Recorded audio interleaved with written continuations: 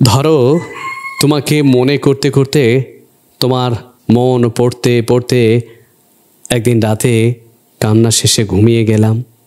সকালে ঘুম থেকে উঠে দেখি তোমাকে মনে পড়ছে না। তুমি নামক কেউ ছিল না কখনো জীবনে। তুমি পুরোপুরি অপরিচিত মুখ, অপরিচিত নাম। ধরো ধরো আমি তুমি হয়ে গেছি, তুমি আমি হয়ে গেছো। তুমি চিঠি লিখছো, আমি উত্তর দিচ্ছি না। ফোন করছো, আমি ফোন ধরছি না। তখন তোমার কেমন লাগবে? কেমন লাগবে তোমার? একবার একবার ভাবো, কেমন লাগবে আমার স্মৃতির কবরে দাঁড়িয়ে। তারপর ধরো চিঠির উত্তর দিচ্ছ না, ফোনও ধরছি না। তুমি শত শত মাইল দূর থেকে ছুটে এসেছো আমার খোঁজে, মুখোমুখি তুমি আমি।